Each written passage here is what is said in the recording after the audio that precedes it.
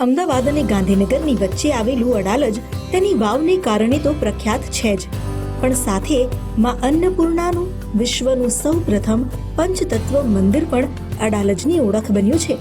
લેઉવા પાટીદાર સમાજના આરાધ્ય દેવી શ્રી અન્નપૂર્ણાના આ મંદિર થકી પુરાતન ઇતિહાસ ફરી જીવંત થયો છે.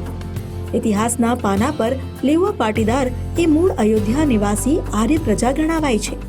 ઐતિહાસિક સંશોધન અનુસાર 2400 વર્ષ પહેલા લેઉવા પાટીદારોનો પહેલો જથ્થો માતાજીની મૂરત સાથે અડાલજ ગામ આવ્યો હતો, જેમણે અડાલજમાં વાવ બંધાવી અને ગવાક્ષમાં માં અન્નપૂર્ણાની 1.25 મણ સોનાની મૂર્તિ પધરાવી. ઇતિહાસમાં ખોવાઈ ગયેલી આસ્થાને ફરી જીવંત કરવા અડાલજમાં આ ભવ્ય મંદિરનું નિર્માણ થયું. માનું આ ધામ ખરેખર અન્નપૂર્ણા શબ્દને સાર્થક કરે છે.